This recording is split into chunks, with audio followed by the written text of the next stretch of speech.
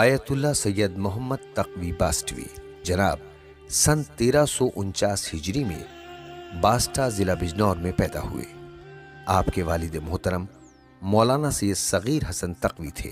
غرۃ العلماء جناب سرتاج العلماء اور ابو ذر زمان آپ کے مشہور القاب ہیں۔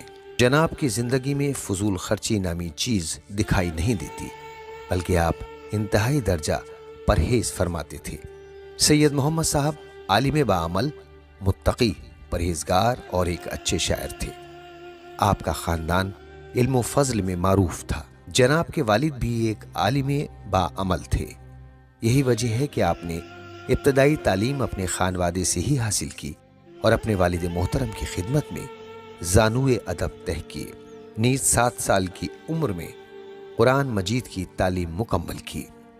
تفصیل کے لیے مراجعہ کیجیے نجوم الہدایہ جلد 3 صفحہ 182۔ ابتدائی تعلیم کے بعد سن 1362 ہجری میں مدرسہ باب العلم نوگامے کا رخ کیا اور وہاں رہ کر 4 سال تک سلطان الواعظین علامہ آقا حیدر اور آیت اللہ سبط نبی کی خدمت میں زانوئے ادب طے کیے۔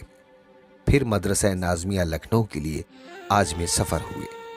وہاں رہ کر بزرگ اور جید علماء اعلام کی خدمت میں زانوئے ادب طے کیے، مثلاً مولانا ایوب حسین، تاج العلماء سید محمد ذکی، مفتی سید احمد علی ششتری اور مولانا رسول احمد گوپال پوری وغیرہ۔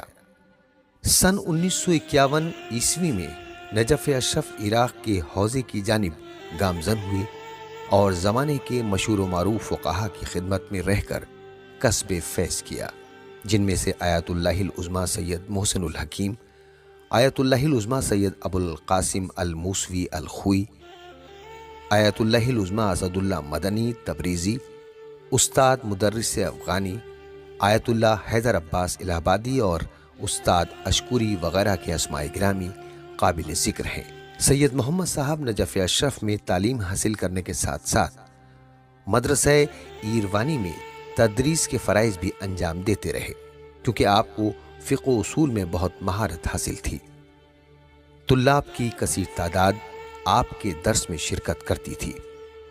اس دوران جناب ہر شب جمعہ نجف اشرف سے پیدل چل کر کربلا کی زیارت کے لیے تشریف لے جاتے تھے۔ 34 سال کی عمر میں جناب کو حوزہ علمیہ نجف اشرف کے 4 اساتذہ نے اجتہاد کے اجازے مرحمت فرمائے۔ آیت اللہ العظمیٰ سید محسن الحکیم، آیت اللہ العظمیٰ سید حسین بروجردی، آیت اللہ العظمیٰ سید باقر الصدر اور آیت اللہ العظمیٰ سید ابو القاسم الموسوی الخوئی۔ آپ 16 سال تک نجف اشرف میں بحر بے کراں سے منسلک رہے اور سن 1967 میں درجہ اجتہاد پر فائز ہو کر نجف سے ہندوستان واپس آئے۔ موصوف نے بمبئی، دہلی اور گجرات وغیرہ جیسے بڑے بڑے شہروں میں دینی خدمات انجام دیں۔ مدرسہ باب العلم نوگامہ سادات میں مدیریت و تدریس کے فرائض کو بنحو احسن انجام دیا۔ اس کے بعد مدرسہ منصبیہ میرٹھ کی مدیریت و تدریس کو سنبھالا اور وہاں بھی اپنی لیاقت کا پرچم لہرا دیا۔ اپنی زندگی کے آخر میں شہر رامپور میں امام جمعہ و جماعت کے عنوان سے منتخب کیے گئے۔ آپ کا شمار عربی، فارسی اور اردو کے بہترین شعراء میں ہوتا ہے۔ ابو ذر زمان نے بہت سے شاگردوں کی تربیت فرمائی، جن میں سے مولانا محمد علی محسن تقوی، مولانا افضال حسین جالپوری، مولانا عابد رضا تقوی، مولانا سید ناصر عباس پھندیڑوی، مولانا شایان چھولسی، مولانا عبداللہ زیدی پھندیڑوی، مولانا حسن اختر نوگامی، مولانا سید محمد اصغر پھندیڑوی، مولانا طالب حسین پھندیڑوی، مولانا شاہنواز حسین میمن، مولانا ڈاکٹر سید عباس رضا رضوی چھولسی، مولانا صادق خوئی، مولانا القمی اور مولانا غمخوار حسین وغیرہ کے اسماء گرامی قابل ذکر ہیں۔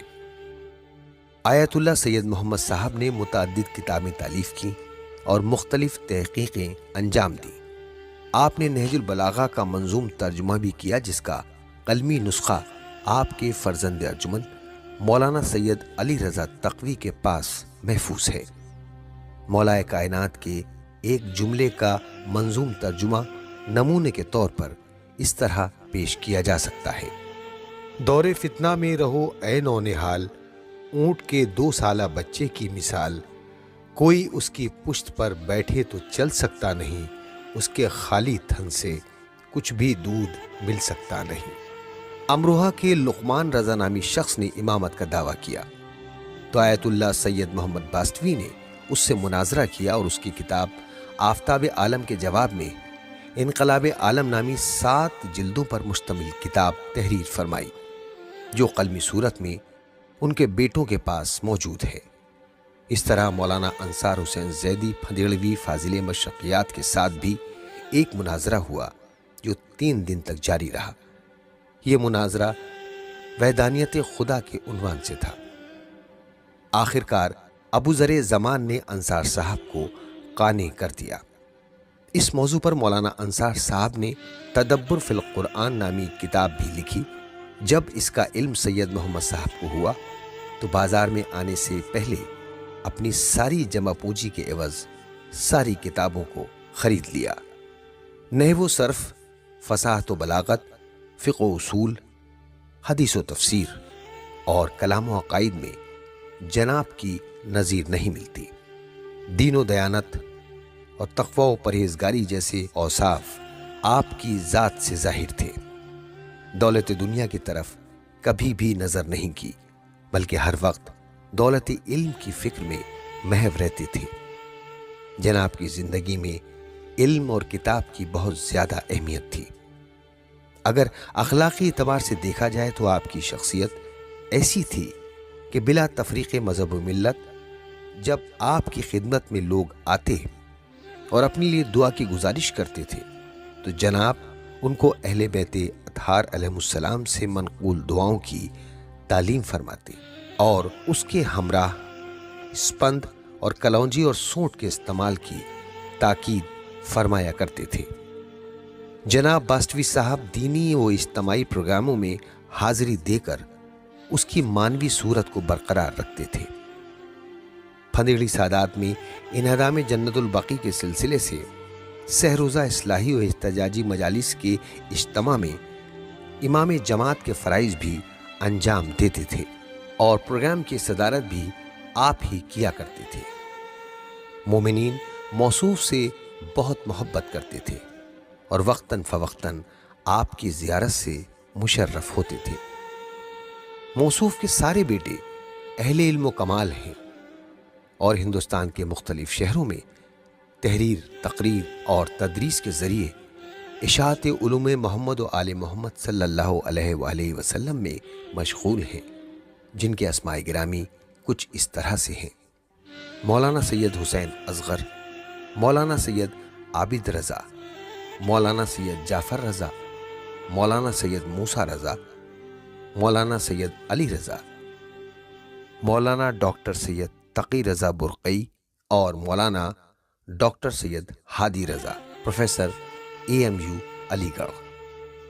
یہ علم و عمل کا آفتاب 25 ربیع الاول سن 1428 ہجری میں سرزمین رامپور پر غروب ہو گیا اور چاہنے والوں کی ہزار آہ و بکا کے ہمراہ نوابین رامپور کے مقبرہ عالیہ میں سپرد لحد کیا گیا۔